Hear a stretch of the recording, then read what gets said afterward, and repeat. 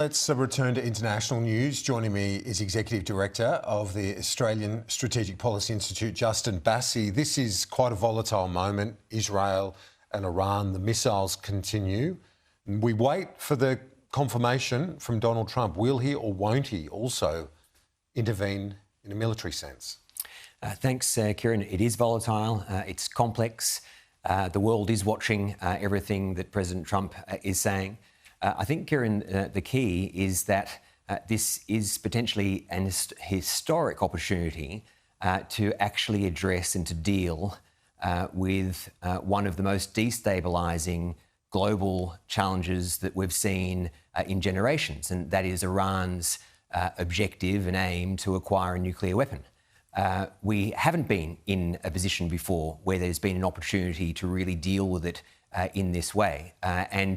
Really, there do seem to be two options here. One is for Iran to convince President Trump and the world that it will truly abandon its nuclear program. Or the second one is the military option. More likely than not is that Iran won't be able to convince anybody that it will end its nuclear program, in large part because the Iranian regime assesses that it needs a nuclear weapon for its own survival, not for its people's survival, not for the Iranian people's survival, but for the regime's survival. Why is that? Well, they believe that they need a nuclear weapon to deter any future action against them that would destabilise its own power. So much to the way that the North Korean regime wanted the bomb, not for the North Korean people, the betterment of the North Korean people, but for the survival of the regime. That's the same case here with Iran's regime. So they're probably going to be unlikely to convince people that they're going to truly abandon it, which does leave the military option. And we are in a position now where, unlike ever before, there is that option should the Americans choose to take it. As we've seen so many times with the Middle East, and this is obviously a point that's made by many supporters of Donald Trump, the MAGA base, very much against more military excursions into the Middle East. And one of the points that's often made is that you might attack a country or have regime change, but what comes next? The replacement for the regime could be worse.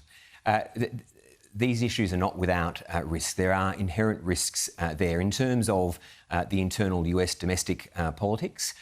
It is the case that there are people in the US who don't want to be involved in yet another war, and President Trump has made an absolute key element of his campaigning that he doesn't want to get America involved in forever wars. That's why it's a tightrope. But if they choose the military option, President Trump would need to be able to say that they have tried all other options. He has tried, as he has said many times, to get Iran to the table and to negotiate a deal in which Iran would give up their ambition for a nuclear bomb. Also, it would be about military bombs, these bunker-busting bombs, rather than troops on the ground. So there are those opportunities there. The risk of what comes next is definitely there as well, which is why it's vitally important that Israel and the Americans don't allow the civilian toll to increase. You had President Macron overnight say again that Iran's nuclear program is the threat, but Israel should continue to target those military and nuclear facilities to ensure that we are degrading that nuclear threat. Right now, the Iranian people view their own regime as a very unpopular regime.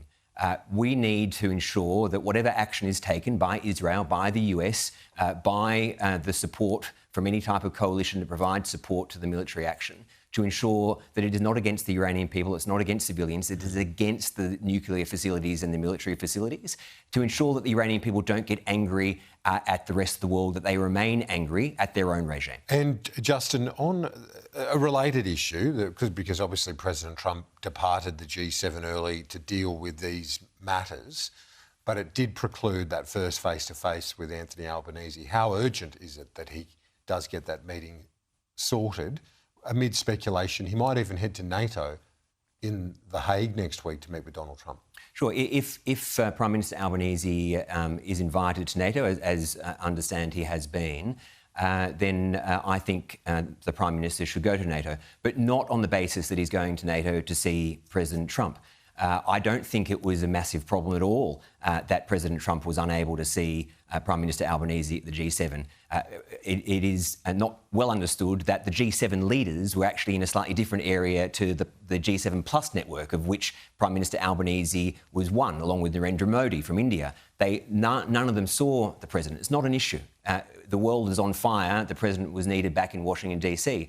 If the Prime Minister is invited to NATO, I am of the view that Australian leaders, whether it be the Prime Minister, the Defence Minister, the Foreign Minister, whenever they're invited to NATO, either individually or as part of the Indo-Pacific Four, the relatively new grouping that has NATO recognising the importance of a number of countries in this region, we should make NATO meetings a natural part, an automatic part of our leadership visits. And there should be no problem with that at all. And if there's an opportunity to see President Trump, well, great. Fine. If it doesn't happen, it doesn't matter, because the NATO relationship, the wars in the Middle East, the war in Europe, and the fact that people often still forget that China and Russia have a no-limits partnership, which means that the Indo-Pacific and the transatlantic, they're connected in ways that they haven't been in previous years. China is the main enabler of Russia's war on Ukraine.